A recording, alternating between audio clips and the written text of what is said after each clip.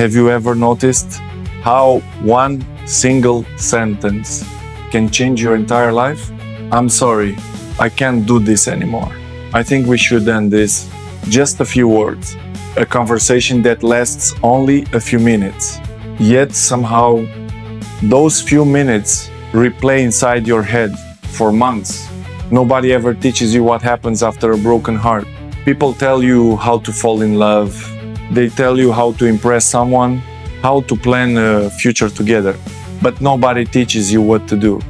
When that future disappears overnight, one day, everything feels normal. You are laughing, planning holidays, talking about next year, talking about forever. Then suddenly, forever has an ending.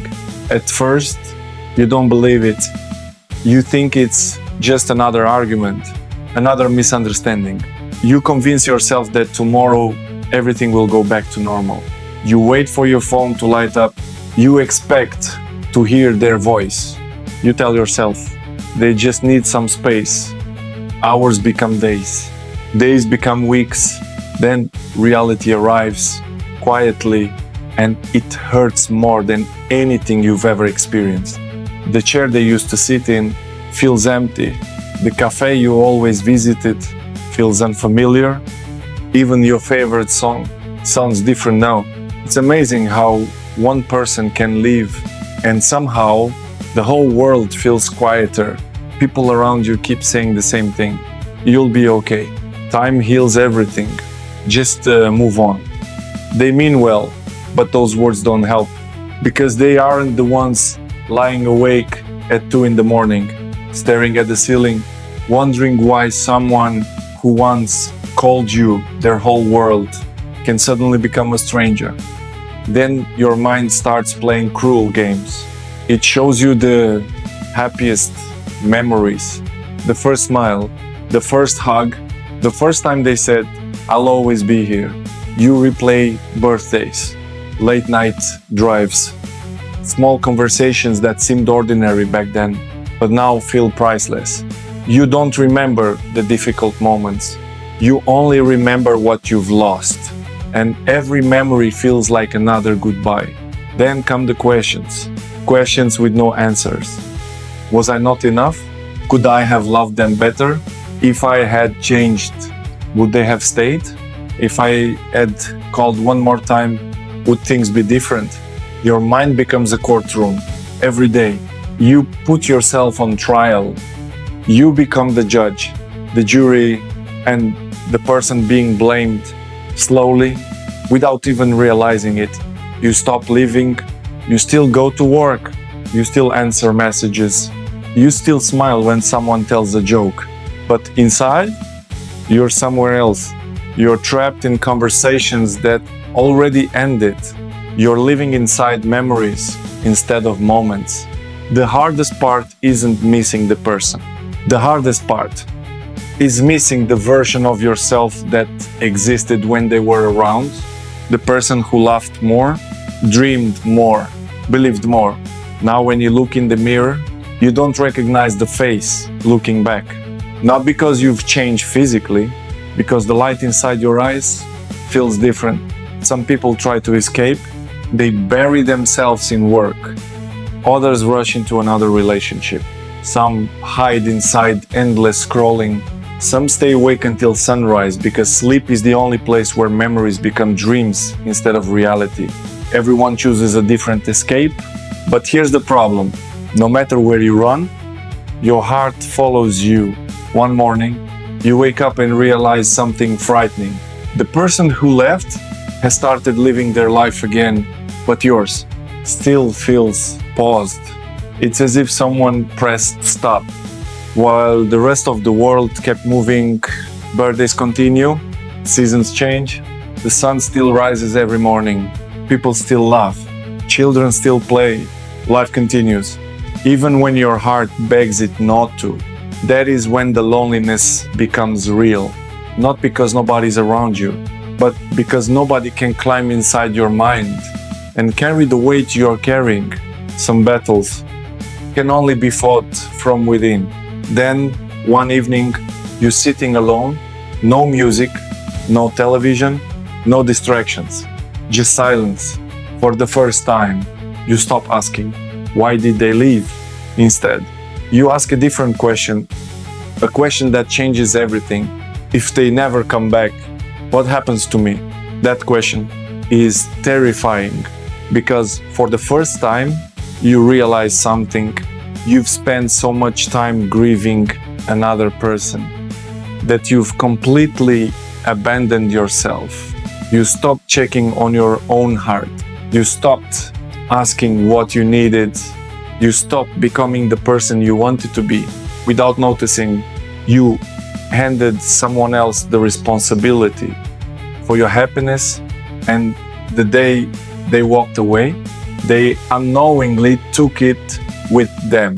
But maybe, just maybe, the reason this pain feels so heavy isn't because you've lost another person. Maybe it's because you've forgotten who you are without them. Think about it. When was the last time you asked yourself what made you happy? Not what made the relationship work, not what the other person wanted, not what would stop another argument. You, somewhere along the journey, you slowly started making yourself smaller. You changed little pieces of who you were. You stopped doing things you loved. You stopped calling certain friends. You stopped chasing certain dreams. Not because anyone forced you to, because love has a strange way of making us believe that sacrificing ourselves is proof of commitment. Until one day, there is so little of you left that when the relationship ends, you don't just lose another person, you lose your identity. That is why this hurts so much. You're not only grieving someone else's absence, you're mourning the version of yourself that disappeared along the way. The confident person, the curious person, the person who laughed without pretending, the person who believed the future was full of possibilities. You miss them too. Here's something I want you to remember. Your heart wasn't broken in one day. It was slowly cracked by every disappointment you ignored, every conversation you never had, every tear you hid, every time you convinced yourself that things will get better while your intuition quietly whispered otherwise. Sometimes the relationship ended long before the goodbye. The goodbye was simply the moment you could no longer pretend. We often romanticize people after they leave. We place them on a pedestal. We remember every beautiful moment and slowly erase everything that made us cry. But if the relationship was truly perfect, why are you here today? Why were there sleepless nights? Why were there doubts? Why did your heart constantly ask for peace? Don't rewrite your own history just because you're afraid of being alone. See the truth, not just the memories. Being alone isn't the punishment you think it is. Sometimes, being alone is the first time life gives you the space to hear your own voice again. For months, maybe even years, your decisions revolved around someone else. Now, for the first time, life is asking a simple question. What do you want?